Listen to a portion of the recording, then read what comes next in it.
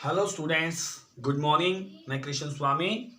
तो आज की इस वीडियो में आप करने जा रहे हैं कक्षा 7वीं की पुस्तक बसंत भाग 2, जिसमें पाठ नंबर 10 है। तो अपूर्व अनुभव एक कहानी है, जापानी कहानी है ये। तो लेखक है इनके, ये भी जापानी है। इनके लेखक का नाम है तेत्सुको कुरियानागी। तेत्सुको कुरियानागी ये क्या है? एक जापानी लेखक हैं। और इनका संदेश क्या है, क्या संदेश देना चाहते हैं हमारे इस पाठ के अंदर? मानवतावाद का संदेश दिया है इन्होंने। मानवतावाद का संदेश मतलब किसी की हेल्प करना, भलाई के काम करना। तो ये क्या होता है कि कुछ लोग ऐसे होते हैं जो साधारण काम नहीं कर सकते बेचारे। तो उनका क्या है, आप खुद अपना जोखिम उठा करके, कई लोग होते हैं अपना खुद को खतरे में डाल करके दूसरे की हेल्प करते हैं, उसे ही मानवतावाद बोलते हैं। कोई ऐसे लोग होते हैं बेचारे अपने दैनिक काम भी नहीं कर सकते, अपना कोई बैग नहीं उठा सकते, अपना बेंच नहीं साफ कर सकते, अपना साइकिल पे नहीं चढ़ सकते। तो आप खुद रुक जाइए, उनके लिए उनका काम करवा दीजिए पहले, फिर आगे चलिए। तो यही संदेश उन्होंने दिया है। तो अपूर्व अनुभव एक छोटी सी कहानी है, तो इसका मैं सारा आपको पढ़ के सुना देता हूं। जापानी कहानी है, दो जापानी बच्चे हैं उनके। देखिए, अपूर्व अनुभव जापानी भाषा में रचित संस्मरण है। संस्मरण का मतलब होता है यादें। इसके रचयिता तेत्सुको कुरियानागी हैं। इस पाठ में तोतो चान तथा यासुकी चान दो जापानी बच्चों के जीवन की घटित एक घटना का वर्णन है। यानी दो बच्चे हैं, एक का नाम है तोतो चान और दूसरे का नाम है यासुकी चान।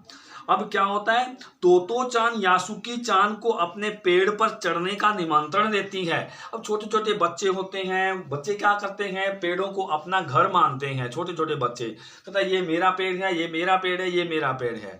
तो इस प्रकार से जो तोतो चान है वो यासुकी चान को पेड़ पर चढ़ने का निमंत्रण, इन्विटेशन देती है कि आओ मैं अपने पेड़ पर चढ़ाऊंगी। तो यद्यपि यासुकी चान की एक टांग पोलियो से खराब हो गई थी, तोतो चान ने इस बात को किसी से भी नहीं बताया। वह अपनी मां से भी झूठ बोलकर आई थी। इसी प्रकार यासुकी चान ने भी इस बारे में किसी को नहीं बताया था।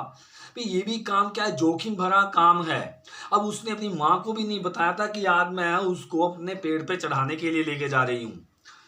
तोतो चान उसे लेकर पेड़ के पास पहुंचती है। उसने पहले ही योजना बना ली थी। अपनी योजना के अनुसार वह चौकीदार से एक सीढ़ी ले आई थी। चौकीदार के पास गई है, वहीं हॉस्टल में रहते हैं ना, वहीं पर वो क्या वहां से एक सीढ़ी ले आई, सीढ़ी लगा दी। पहले ही उसने योजना तैयार कर रखी थी। उसके मन की भावना क्या थी कि सारे बच्चे पेड़ों पे चढ़ जाते हैं, लेकिन ये देखता रहता है, आज मैं इसको भी ऊंचाई का अनुभव करवाऊंगी।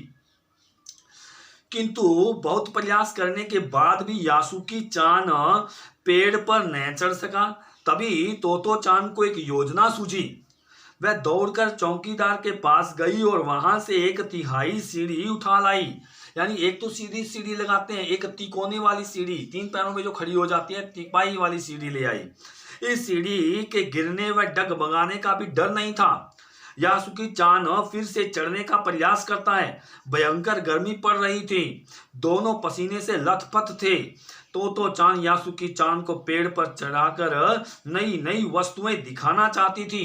तोतो चान यासुकी चान को ऊपर चढ़ने में पूरी सहायता दे रही थी। दोनों के प्रयास से यासुकी चान अंततः वृक्ष पर चढ़ने में सफल हो गया। दोनों, एक लड़की है एक लड़का है। देखिए कितनी भावना कि उसको भी ऊंचा चढ़ा करके नई नई चीजें वो दिखाए उसको।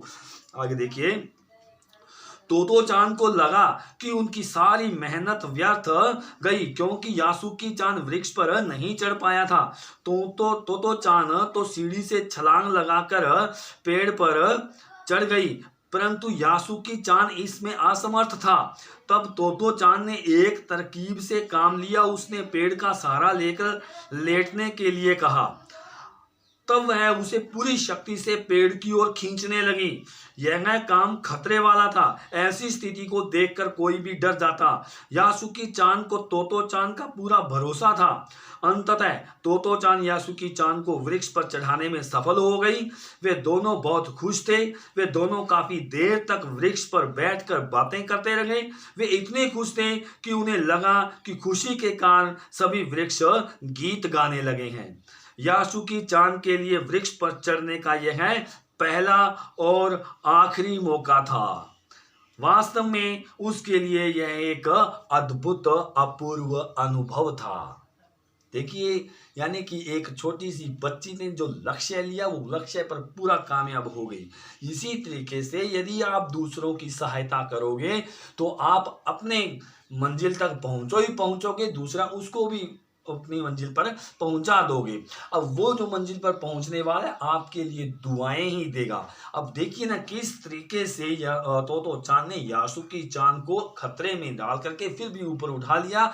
और एक बात और भी कही गई है कि यह उसका पहला और आखिरी मौका था। पहला मौका उसने चढ़ा दिया, अब आखिरी ही था। आगे कौन चढ़ाएगा बेचारे को? कोई नहीं चढ़ाएगा। तो स्टूडेंट्स, इस पाठ को अच्छे से ध्यान से पढ़िए, अच्छे से इसके क्वेश्चंस ढूंढने की कोशिश कीजिए। और इसके वैसे मैं इसकी फोटो बना के भेज दूंगा। तो ये बसंत पुस्तक का हमारा फर्स्ट सेमेस्टर क्लियर हो चुका है, कंप्लीट हो चुका है। धन्यवाद।